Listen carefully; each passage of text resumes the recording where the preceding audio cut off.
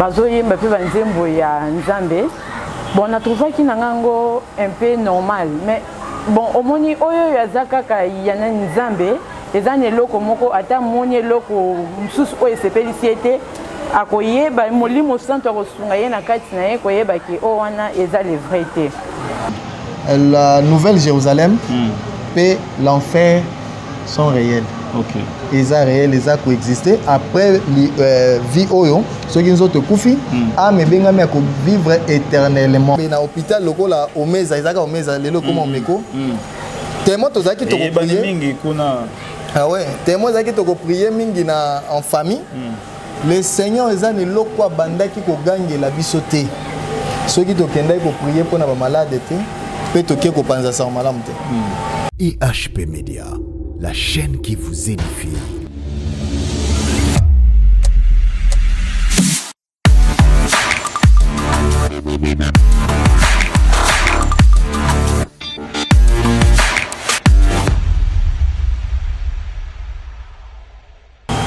Shalom, shalom peuple dédié, partout Bozwami, Mbote Nabino, Bananzambe, surtout Boye Malamu na émission Nabino, Short News. Oyo ezali présenté par Eki Bumba, votre humble serviteur, toujours na site Nabiso ESP Media. Tozali awa na moko ya basali Nzambe ya mboka Congo na kombo ya Pasteur Israël, Pasteur Israël oyo tozana ye awa na ESP Media tomeka kosolola moke na tina ya musala ya Nzambe kasi lelo ekozala un peu journée spéciale bandeko mibale misatu oyo bazwami kati na etonga ya oyo ezali ekambami na Pasteur Israël oyo ezali la source de vie bongo bakozwa pe tangu ya kopesa ba témoignage na bango nini oyo bazwa to nini oyo bamona kati na bonzambe to na libondeli awa na ensemble oyo source de vie bakopesa biso expérience na bango boyebi bino moko ndenge nini témoignage ezalaka témoignage esungaka bandeko pe ebele mpona makambo mosusu ekomelaka yo to ekomela yo peut-être yo moko comprena te ezali nini kasi na témoignage ya moninga ekoki mpe kososolisa yo yango wana tokozwa mwa batémoignage ya bandeko kasi tokointroduire déjà bainvité na biso ya mokolo oyo ezali Pasteur Israël pe na ba sœur na biso tokoyoka bango mbote papa. Mbote papa eki. Boni santé, boni musala Nzambe. Santé Nzambe osa ngolo. Tous en bonne santé par la grâce de Dieu. Voilà. Et puis musala Nzambe, Nzambe osa pe grâce. Voilà. Mbote maman. Mbote papa. Kombo nani? Sœur Mati. Voilà, Sœur Mati oyo azali na gauche nangai. Voilà. Toko tuna pe maman na biso kuna maman mbote. Mbote papa. Kombo nani? Sœur Nadine. Sœur Nadine. Voilà, Sœur Nadine oyo azali na droite na biso bongo toko solola muke na mosali Nzambe bongo tokoyeba kokota epai ya Sœur na biso Mati bongo epai pe ya Sœur Nadine oyo tozali na bango kati na oyo esika papa boni misala. Vraiment Nzambe osa grâce. Misala Nzambe ezokende na ngulu Nzambe pe na lisungi ya Saint-Esprit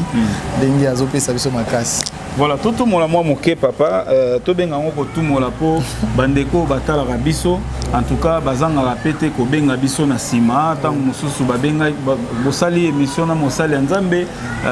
bango pe bamoni mosali Nzambe bazolo ba maloba kitoko, azo prophétiser, azo salabwe, mutu pe na ba problème na ya lobitika na benga na mosali Nzambe. Siko bango pe soki bino kune leki malamu te bazongela biso, papa ki yomto yamba ki serviteur wana, papa ki tala bato eleka ki na chaîne na bino siko bandeko ebele bazotala biso batungisamaka na eloko moko soki babengi kaka mosali ya Nzambe ntango apesi nanu maloba na ye te apesi ata bapasi na ye te offrande de sacrifice ata nayebi te est-ce que avant kosolola na moto avant moto abika ata na libondeli ya part na bino basali ya Nzambe na tika basali ya Nzambe po na lobi teke yo to na lobi teke x mais mingi ezongelaka biso bongo po toyambaki ye to po alekaki na chaîne na biso to po mwa mingi sama bongo bandeko ebele bazotalanga babia pape kituna pena motuna oyo soki asengi offrande de sacrifice te akosenga bon bapratique mosusu toyebi mpenza kojuge yango te ta mosusu somba huile na mai to nini to tinda mbongo ya est-ce que ezaka bongo to ebandaka na onde nini soki moto akutani na mosala nzambe na ba problème na ye. Bon, merci beaucoup papa équipe pour la question yo. Et loko o ngai na koki ko loba parce que on a dit que ça ba préoccupation ya ba na nzambe belé. Les kamone ezo déranger ba na nzambe. Bon, na oyo nga na yebi eza que ndenge nzambe a préparé biso lokwa basali na ye atindi biso vers son peuple et puis apesi biso makoki wana ya ko chasser ba démon makoki wana ya ko bikisa ba malade même na ba apôtre abande ko tinda bango ba mission ya bongo peut moni que même temps ya zaki te ba fonctionner ki bongo en guérissant des malades ya ko chasser ba démon et tambola kana sango malamu mais na oyo ezosa masiko tobi ke bande ko beba ozo se plaindre zali que basal na nzambe de plus en plus tozo koma lokwa ba hôpitaux na biso mingi ya Kinshasa. Ça veut dire que beaucoup de médecins oyo basala ba vœu ya ko sauver premièrement la vie humaine mbongo na sima mais tozo mona na ba hôpitaux ba bazo kufa aye ba simbe na ote po azana na mbongo te ndenge pe loko ekomi na église lokwa na biso papa équipe par la grâce de Dieu à l'âge de 13 ans ndenzamba ko tsa biso ya misala na ye oyo ngai na pauvre grand frère nanga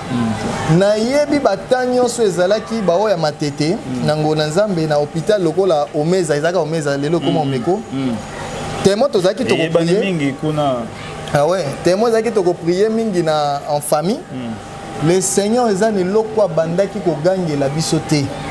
soki to kendai ko prier pona ba malade te pe to ke ko panza sa malamu te.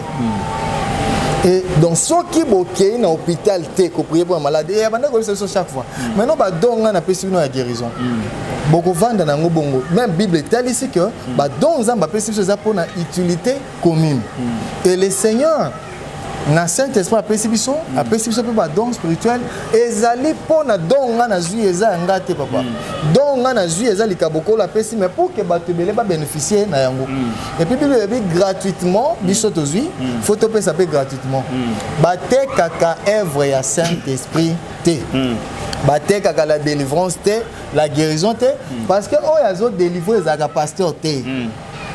oh ils ont délivré le Saint-Esprit biso basai na nzambe to bondelaka mais c'est Dieu qui agit mon opération il faut na kana yo photo ke mangengenge na si intercesseur mbongo sukali na miliki non moi je sais une chose que na ba domaine eza kwa misala nzambe okota mwana Saint-Esprit te soki oyekoli pe domaine ba directive te le Saint-Esprit ko bata msumu to bondela 3 fois comme soupe cause même jour ka bobonde bo mutu abiki comme peut le Saint-Esprit et belé o ba contacter nga na cadre ba service za ya guérison de délivrance ba mona ka ke ba musu ba oya ka chaque temps musu même na péché na mais le Saint-Esprit va ndiko révéler péché na ye parce que na côté wana pe moko ya makambu o eleki kutu nanu ba mbongo wana ezali que na Isaïe Bible lobi ma main n'est pas trop courte tango mutu ayake pa mosai na nzambe eloko liboso to salaka ezali ya kolakisa mutu wana lolengo ye fazalela po loboko na nzambe eviste ye et eloko liboso to tesaka na mutu ezali il faut à se purifier ça veut dire soki azana ba péché moko asala po makamso zo komela batu eza ba vie au mutu moko amena c'est ça alongola bazemi atubela te azo continuer longwa bazemi maintenant tango vie na ye kobeba aye pa basai na nzambe alibasa kwa na magie mbala moko mutabika non mais mosala nzambe solo akotala nanu akoluka yeba o eza pe cause problème ezani voilà je crois que tozana ndeko na biso azana sima évangéliste Kati tozana évangéliste Alphonse dernièrement tozali na service na pasteur chaque tozali na service na famille moko famille bazali na besoin to bonda bango pour na délivrance na ebisaki bango na tika bino une semaine bo se repentir na banzela bino mabe apote obonde mukolo to ya ko bondela wa bandeko bamona ke na pesika exemple moko ya meza ebele tozo bondela ndeko moko ya mwasi wana to bonde ba demo ba se manifester ba mate mbala moko balakisinga makila ba balakisinga makila ya bana mibale na benga servante nzambe wana na iso monika ndeko kende na ye mupanzi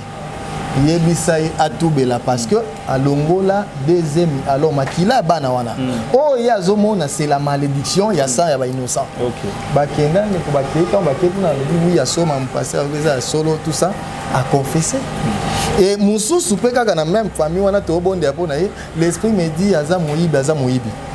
bande ko bazala témoin na olo bazawa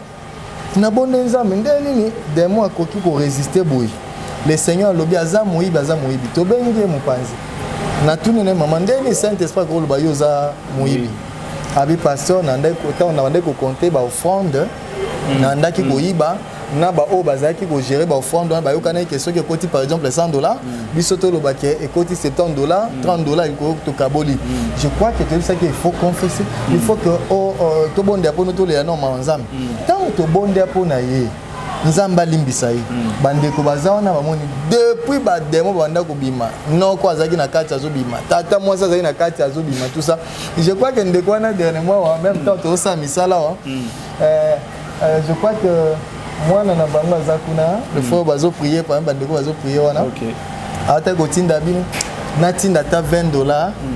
bosomba ta sac ya ciment omoni amoni loboko biso to sungie kaka po nzamba visiter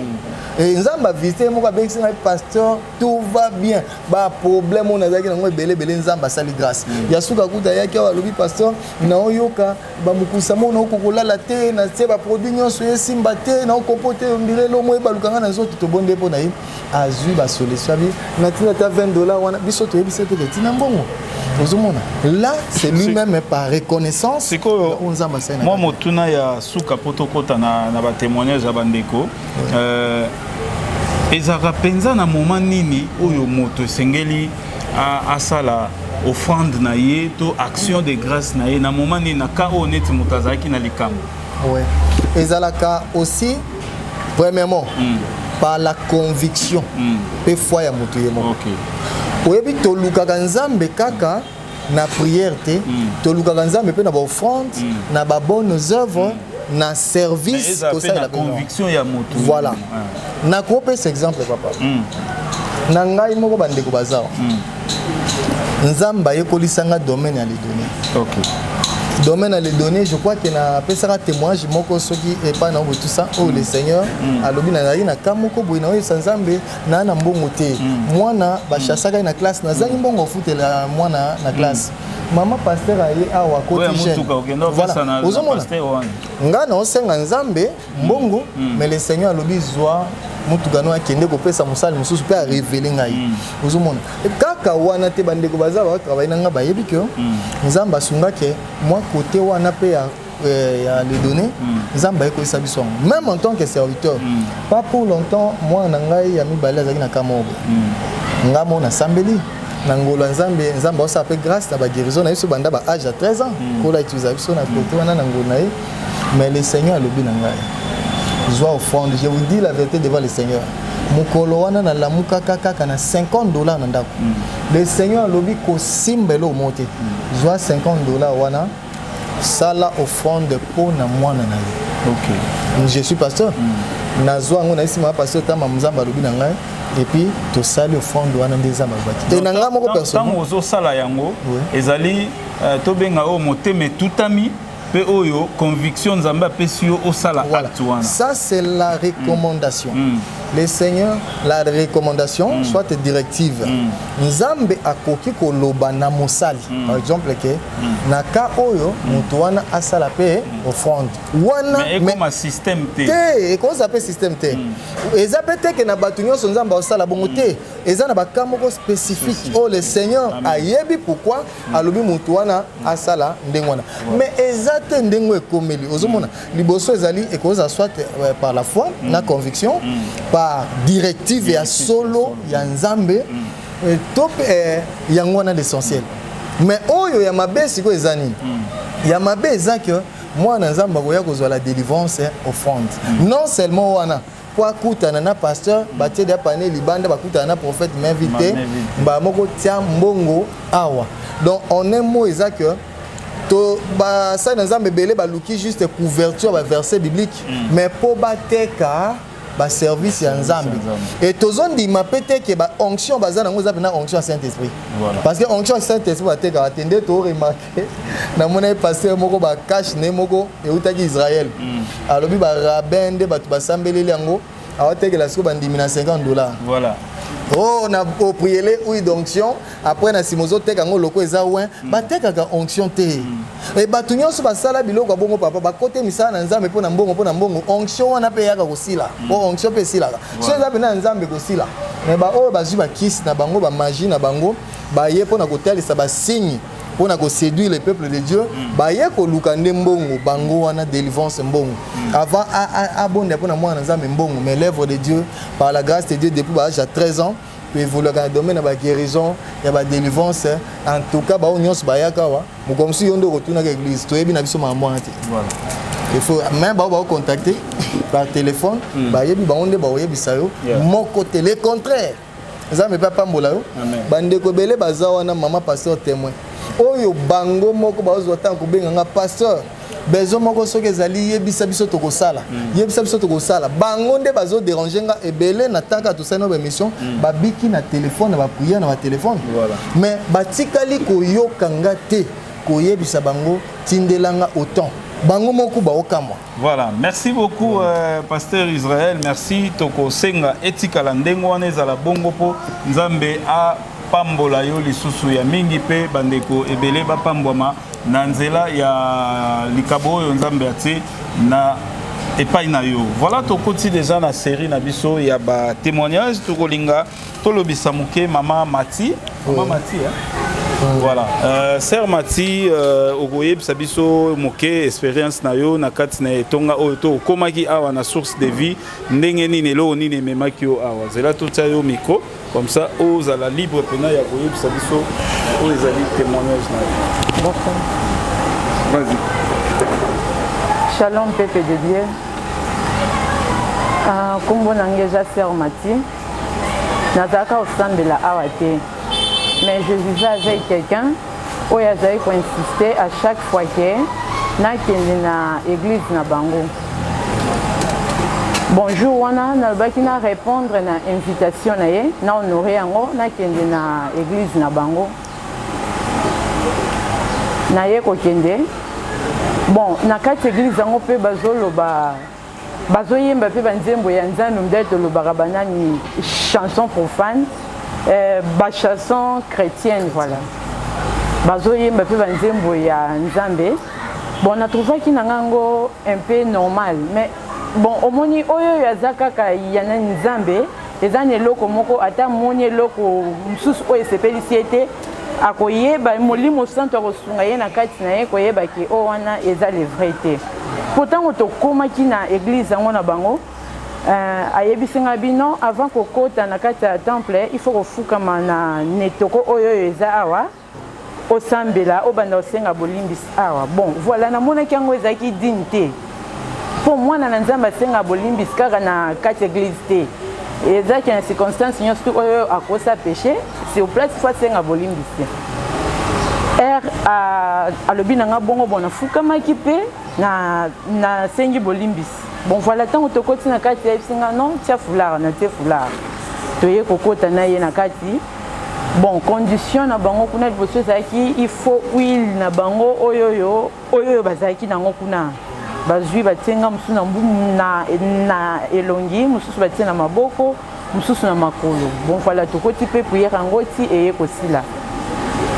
Bon bien me banda na saki kilte wana na ye kozonga ndako foulard nange tikalaki na voiture na ye na ebité oyo basalaki na foulard wana aye koya nango na pokwa na ndako o matikanga na mutu to prier bongo po biso to prier ka mutu polele te na jipe foulard na ye kokanga excusez na kangi foulard to prier bala moko non moni luka oyaki na moi est insuffisant yaka isusu na prière à butu à partir de 0h comme ça to continuer ba séance à prière na yeko ya isu na 0h na lali wana ba service oyo ba salaki na butu na bon er mo na zo trouvango anormal er mo na trouvango normal pour école à église ba saka pe ba service Oh, nalala nga moko l'église comme ça na tongo bongo nazonga ndako na lala bien aimé butu mobimba banyao babunda libanda na ebité ce que zala kaka batu oyo bayaki kulkobe ko réclamer esprit nanga mais na délivrance ya komake ezala kinde mais milimu mabe na monde des ténèbres bayaki nde po bazu esprit nanga comme ça na appartenir totalement na bango butu wana na sentir banya wana talaka mwana na nzambe ata soki bambe bango eza biloko bo nzambe ekufaka te na butu wana na banda kosambela nga mona loge na bango sambela na tindi bamoto misusu kutu bazali na kati ya parcelle on peut ezali ka parcelle mais bazalaki na mwa deux chambres salon oyo côté bazali kokotela kilte misusu baye no oyo ozotia makelele efanda calme boye na bonga bino oyo nga nazosentir libanda nazosentir yango eza baattaque faut na sambela mpona telemela banani esprit oyo eza koya koatake ngai bien aimé balobaki bakoconfine nga wana 21 jours nzambe aza malamu ka le même jour wana bakoka esu kokanga ngai te baye kobimisa nga mais loka nabimaki na ndako bameki kotuna nga makambo ndenge nini église yango nakendeki loka nalobaki ndambu balobi non loka nabimisi basekret na bango ngai fo baboma nga so babomi nga te fo nakoma kizengi so nakomi kizengi te fo nakoma liboma bien aimé na viva baefe wana ke ere mo boye navandi boye nakombo na nga mona bosani ere mo navandi bosanti motu ondere bafongoli yango ekomi vide nakoki ovanda boye nazoyeba te so naza wapi nazoyeba te soki nazaka esu na mwana nazoyeba te soki nga moko kombo na nga nani vraiment bien aimé ezala somo même santé oyo yanga moko nabungisango na 2 jours nzambe alalaka te bon nayebaka awa te mais oncle na biso nde azalaka osambela awa ayebisinga bino ayebisi kutu mama mpo na miniti nga nakumaki ondiye motu mo télécommandé na monde des ténèbres ayebisi mama bino tomema ye na église bisika nga nasambelaka bon ata soki bafaux baza mais bavrai mpe bazali esika nga naza paster oyo nga asambelaka kuna nzambe vraiment asalelaka ye tomema ye tozoya bien aimé toyeti toye kokoma na église awa toye kokoma na église paster kutu azala na ye te bon peut-être babengaka ye na téléphone paster aye koya bien aimé délivrance wana ezala somo ezala somo mais tellement nzambe aza bolingo soki alobi abotola baoyo ya ye na maboko ya monde des ténèbres asalaka bajete ata na temps moke ata basalaki yo nini nzambe akorécupere yo na ngonga moke oyo nayaki na formule ya motu asi akufi yo ndiye kizengi mais ntango mosali na nzambe abandi kosambela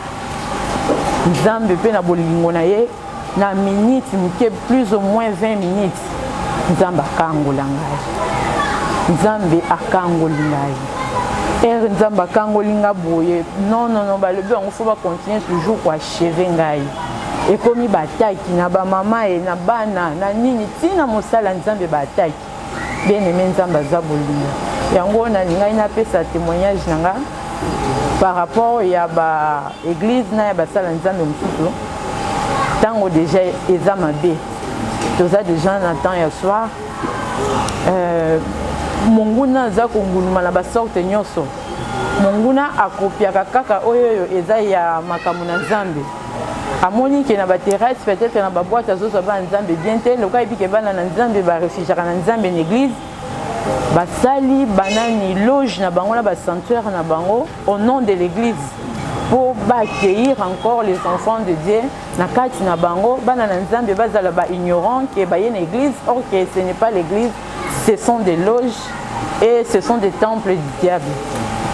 Yango na pamboli nzambe po ayokisa monguna soni na po wana arachetanga mobimba et azongisanga oyo na zasi po ozomo. Amen. Voilà, merci beaucoup to landi témoignage wana ya Sœur Mati, vraiment Sœur Mati nzambe azwa lokumu pona na nyonso oyo esalemaki lokola délivrance, donc lokumu ezonge pa ya Yahweh et to kende pe pa ya Sœur Nabiso Nadine. Maman Nadine boni.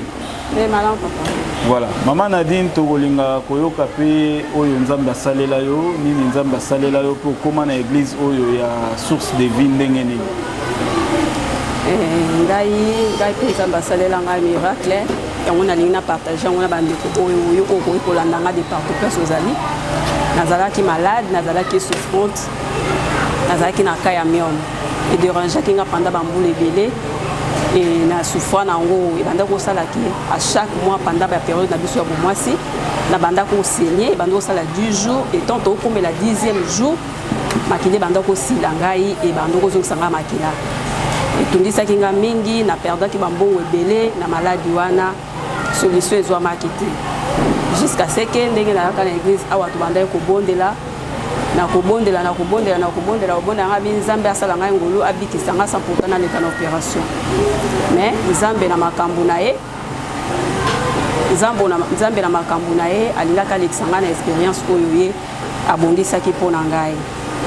ntango nayaki kolemba nalekaka na opération ntango kaka natiaki programme naleka na opération du coup mbala moko bamessage ya kobima na église naleki na opération intervenir et puis nakufi après naye kolamuka le pasteur ayaki abondeli mpo na ngai na bandaki kocréer miracle. Quand on a créé miracle, moi j'avais cru que le Seigneur m'a guéri sans pourtant dans les cas d'opération. Et dans les échographie, que ce n'était pas le cas. Après, mais ça j'ai mis mal sous ce que non, dans les cas d'opération, na kufi après na zongi. Et la vie bon ça va le quoi ça va permettre quand on les cas d'opération, dans les cas d'opération. Dès na que les cas d'opération, ba perengai pendant l'opération des ko salaki. Ndenge ka message bimaki na kufaki et pendant que na kufaki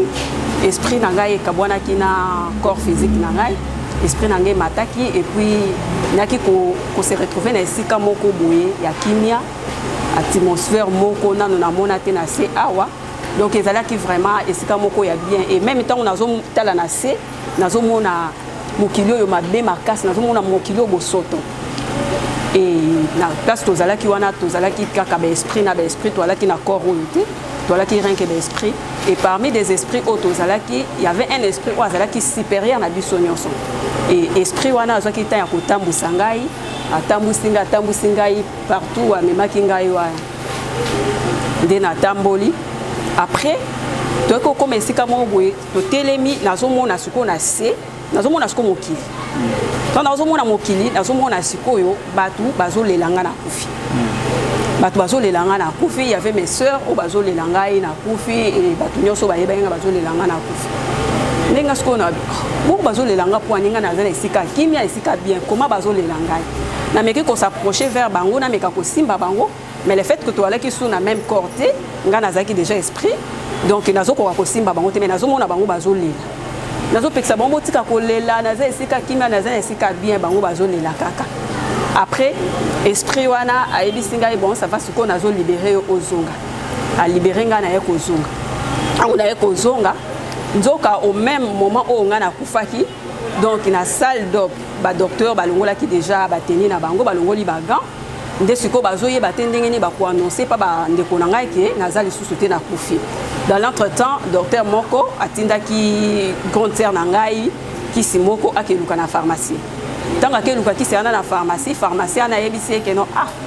patindio kisu ezalaka souvent so batindio ngo se kende kuna bino azali susuti de la serre à l'obité sans effet azui abimi aki après que luka kisi ana tango ayeko ya nango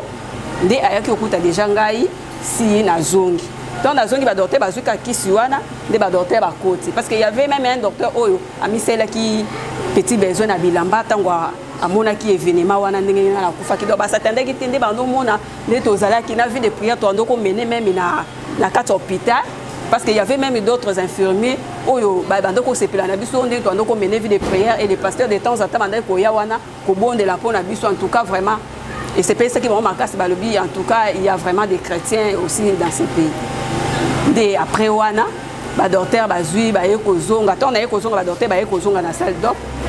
ba tonganga kutu na ndenge moko kutu ya kitoko mingi te parce que ba déjà que non sina kofi ba zongi ba tonginga imba mbangu wana ende na yeke ozonga tangu ba yeko tsanga ba yeme manga na chambre oyo nazalaki nde siko après que anesthésie sili na yeko lamuka ba mete ba yetu na ngai ba lobi que non omoni nini même si bon c'est la quelques minutes nazo kana no bien te na ko betela bino après que na 8 ans ya ko pe mamuke nde na yaki ko banda ko relater bango makambu na moni tango na yeko relater bango makambu na moni nde ba à ce moment là nde ba médecin ba yeko annoncer na bande ko nanga ba lobi effectivement akufaki pendant autant de heures. Des temps où tu as dit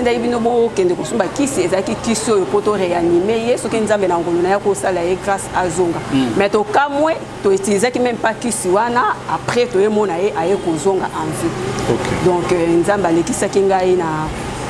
na makambo wana donc les yango na ngina yebisa ndeko wako ikolanda ngai le ciel est réel donc après la mort il y a encore une vie où eza kozela biso dans le ciel. Merci. Voilà parce que les alliés Kamoro particulier, les alliés na mutunyo surtout te akufa ka puis azongi message moko particulier oyo na place aux alaki wana na au-delà nini oyo ezalaki lokola message spécial to oyo mokonzi nzambe akokaki ko apesa kiyo to atalisa kiyo pona koyebisa peuple de Dieu. Bon, en fait, message comme tel oyo ngana monaki ezalaki que atmosphère wana ongana monaki donc atmosphère wana na tikala ko mona ngo ana mokilité OK et puis lolenge ya place ngo ezalaki kimia o ezalaki kuna na tikala ko mona kimia bongo te ana mokili nde yango message na koko luba parce que ezana batu mususu bakufa nzamba talisa ba mama mbebele bele mais ngai na niveau na ngai o nzamba talisa ki ngai yango na yebisi bino bande ko mususu. OK. Voilà, merci beaucoup, merci Sœur Nadine, Brada Kokiko, voilà, Tozo Amiko, Tozongi Awa, Tozana Pasteur Israël, Oyo, Tokomeka un peu pour clôturer émission Nabiso, Peko Talisa. Déjà, coucou Ponda Romatsa lumière, l'écolo, il y a caméra pour permettre, voilà. Voilà, papa Toyoki ba témoignage, Toyoki ndengeni Sœur Nabiso Mati, ayaki awa, ayaki na eta moko ezalaki ndenge ye moko lobi ezalaki critique, donc ye moko azomi yebate na kombo na ye na soka zara na mwana tout et tout. Alors alobi ba attaque misusu pe koma iko komela yo. Ezalaki ndenge nini to lobango pena moi mbango lokwa pile déjà komi ko signer biso kuna. Merci papa, na mukuse ezaki le Seigneur a révélé gangai. Naebisa ba na nzambe que il y a tant de serviteurs oyo bazaya mokila molili mais oyo bayaki ko pesa bango ba s'infiltrer bayaki ko pesa bango ba oui d'onction moko ya mabe. Je sais que basa na nzambe sous l'inspiration du Saint-Esprit ba ko peut utiliser loko kola lobby à utiliser na moment on a pour un service moko bo spécifique mais on a le Seigneur ba ki keza na ba oui d'onction moko ya mabe o ba pesi na ba faux serviteurs. Maintenant oui d'onction on attend ba wando wendre ba na nzambe et kozala soit pour na kotia bango des marques de la bête tout pour na détruire bango. Bokeba. Alors oncle na yenda banda osama na biso papa Efigio. OK. Tango siko akenda eke makambo ne samé la sœur. Mbala moko ayebisaki bango makambo le pasteur alba une église. Ouais. Après que ba kenda ba côté musubu na prière simbité nde aya ko benga ngai pasteur moni makambo te yaki wana. Yango ekomeli mwana biso awa to ya na ye. Na moment balobi ba oya na enga na vana na église na zela ba bengi biso ke mosala nzambe moko ba oya na gravement na hôpital na côté à côté église Shekina hôpital mo ezaki wana ba oya na esko ba benga pasteur ya kamba mosala nzambe na insister et que ba benga nga tango akoma na hôpital fois kuta biso tozwa moto na frère tobinde mosala nzambe oya na photo kende tozwa moto to kita mbangu tango na okoma nzoka ba onta ba oya na mutuka ba espoir na balobi to ko boma pe mosali wana to ke to attaquer et ngai nazala na boulevard wana ndeka ezala les deux côtés wana na telemi côté yo nayebi ke ngambo wana nazaki ezali sens unique mituka ezo mata mais nzoka mutuka moko ezala kuna etuti mutu maintenant azokima atutanga po imagine ndenge na bima mobimba ezaka nzambe bato bazala bakwa ondima te après nazongi na sima na vandi na bondeli après na continuer na traverser na kei to bondeli pour na serviteur de Dieu wana nzamba bikisaka sur les champs et après nde toye kozonga mbango awa na ndeko tokuti nde baye na ndeko azoye ba iselo monte akomi biloba loba amona mama na ye donc mutu nyonso ndoki tout ça mais accompagné aussi dans beaucoup de démons. Alors il fallait na nous mémoire na ezonga c'est comme ça na ça maman to bonde na ba esprit nyonso ba olanda ba kena nu musiga na si ma conscience na ezonga to sola dai to eko bonde la ko chasser ba esprit ba kena nu na si mande conscience na ezonga mama kuta kamwa bi ba église to kena ye atikala ki atako zonga boite mayele ne zonga na biwi accompagné na ba démon wana ba bandai ko troubler kaka alors toyaki na simata en conscience na quand même vando zonga to bandi ko sola na ye après toyaki siko ko bondela pona délivrance parce que mutu na déjà si ba boujaki yango ozomona ndenza mbaka o délivrer et na wana ndenge alobi babitumba en fait ezala église te ezala loge et bakomi bakombone baéglise ebele eza sikoyo eza yango baloge mais bazokoma mpe kombo Jésus Christ Seigneur bapesi mpe o loboko na Nzambe tout ça voilà mais non na sima loge wana siko bakomaki koya kobundisa nga makasi donc soit il fallait baboma mwasi na ngai to mpe baboma bana mpo na bango ezali ke na tobotoli bango po na bango esi bazwaki donc bref Nzambe azolokumu parce que abikisaki ndeko même la santé na ebebaki mais Nzambe a restauré ndenge aza wana Nzambe azwa lokumu mpo na koyebisa bana na Nzambe que même après ba déconfiné biso avant ya kokene église bana Nzambe babondela nanu pe église ngo oyo zalaka wana ozongi lisuna kati est-ce que ça réellement Nzambe bana na Nzambe avant ko yepa biso ba na Nzambe ba koma pe ko bondela la Bible dit mes brebis entendent ma voix le Saint-Esprit biso ba pasteur tozu bana Nzambe bazana ye côté retraite loba Nzambe est-ce que mosali o pe akambaka nga za ya yo benga oyo na talaki na télévision est-ce que ça parce que benga ye ba service est comme compliqué na femme mariée ba ko wendre ye pasteur azolo ba na femme mariée que faut na wendre yo na bo mwasi na yo une femme mariée même le Seigneur Jésus a sala eloko bon ta ko sa pe ngote et malheureusement ba sœur ebele tozo yamba okoka na kenda kuna prophète alobi au nom ya service de délivrance ye fois bimananga mais tout ça il faut wendre nga il faut ba sokolanga to ko comprendre ba na zamba ba église a bongo et puis na témoignage ndeko je bénis Dieu parce que tant on déco tozaka na pas père spirituel na biso mais tant on toye koya awa ba ko libérer biso to ba na musala na yolo maintenant de kwatika la kuna na simande ayaki koya après évangéliste Katiaza grande sœur na ye to travaille dans l'église et non tant de koyaki après que maladie ko attaquer le Seigneur déjà le ba na ngai Zoye, il a préparé voyage na poto, mais a yébité que ça na makambo ya mabe makasi zoya koko mais la santé ne peut pas luka ba bomayi. Le Seigneur bakina Zoye a comme secrétaire ya jeunesse église. C'est comme ça na Zoya qui est na bandi ko conscientiser ndeko na c'est un la Bible dit en réalité dans l'homme c'est l'esprit. Côté la terre soit tu voyager, côté la terre pour na boy, mais nzamba lingina conscientiser oyeba combat na yo ndenge ezali. Pour même ata soko voyager parce que OK, kuna on se prendre en charge sur le plan spirituel. Tout beau sentir que le diable azali. C'est comme ça, je bénis Dieu parce que nous décoisons quand on sérieux avant d'aki na jeunesse église. Je me rappelle que même action à Liboso to saka ya jeunesse, yé moko mutabimisa mbongo na finance kango, ndé to saka action na. Ndé yaki kokoma na ta wana maladie. Tokenda nzamba zolo baka liwa nazui grande sœur na za servante d'église toke bonde pona mais non akende ko bonde la pona nzamba limu isande ngo parce que juste avant quelques temps na bonde la pona magistrat moko za na Gombe na kawana ya miom abengi ku mama na ipo aya watale na hôpital mama au intérieur na bonde na ibise c'est fini ezoli mwana ngo pe eli mwaki et donc déjà na ibise nzambe nazo bonde la nde o épargner na accident parce que tant tokenda tozo bondela na yesi mama to simba était Saint-Esprit moi visiter tant to bondeli Saint-Esprit simba ku ya bando ganga miracle mais non nga na baki bonzambe asalo fa asala na sima il faut kaka passer na opération ngai na côté na nga na sepelate na yesi nzambe no biso bonde ende po épargner il faut aller na opération dès le Seigneur ekotali sa gabi no miracle nga na lobi na sala ezaki par rapport ya kolimu sa maladie wana te yé a passer de la mort à la vie. Azokende akokufa na salle d'op mais na sima na kosekwisa et même na veille opération je crois que na yebisaka na bi ma soeur tu vas passer de la mort à la vie. Kobanga te biso to za momesa na kokufa na to za baja kokufa ya loyengete mais na yebisaka par la grâce de Dieu. Voilà. C'est comme ça que la sœur a passé une expérience wana je crois que grande sœur né à Zawana oyo ba mona makambo wana batonga ga na ba norme te parce que ba ke sa kufi bakanga libumuka bongo mais nzamba azosaki voilà nzamba kokisaki même na veille frère wana Jordan et choka nga lobi ba osala opération na culte wana yebsinga pasteur na moni sœur Nadine akufi na salle d'op mais na sima nango asekwi maintenant tangu azoi makasa yemba moko afuka mi l'église akumisa nzambe ndenge nzambe a ressuscité na bi message zozonga.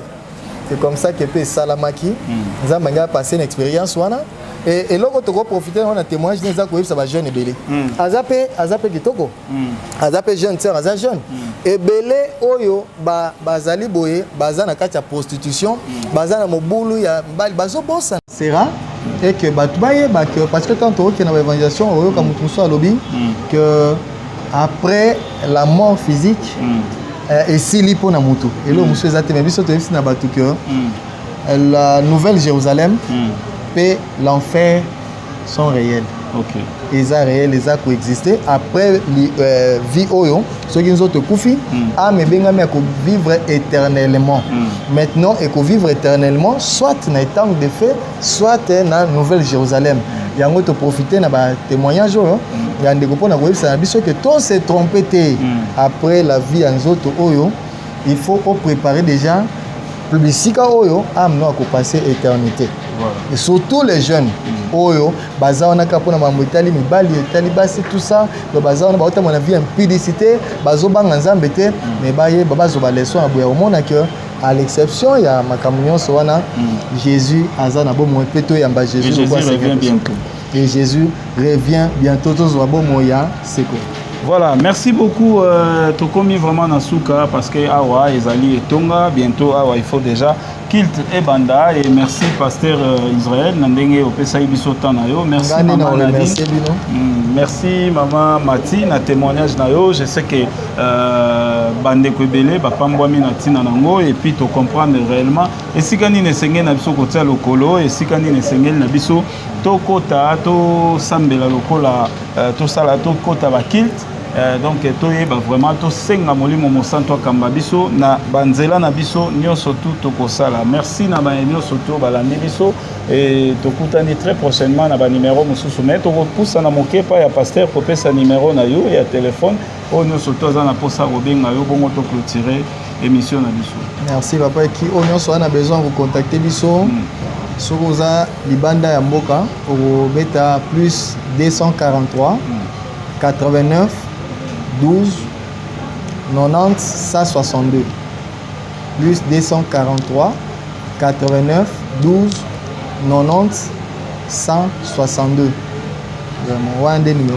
Voilà, merci, ça n'est fini pour aujourd'hui. Ezalaki Abino Ndeko Eki Bumba ou a présenté l'émission Oyo Azalaki aidé na Brad Bumba et tokutani très prochainement na ba numéro mususu tolobi ndenge tolobaka na suka émission na biso ensemble na bino batali lokumu ezonge pa yao. Bye. IHP Media, la chaîne qui vous édifie.